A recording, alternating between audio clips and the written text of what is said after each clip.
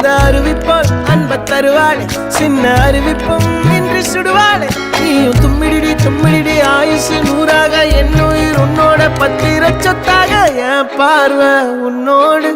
உன் பொம்மை கண்ணோடு பேசாமல் விண்ணோடு நாம் மிதந்து போவோம் காதாரா அடியாளோ நான் தாங்க மாறோடு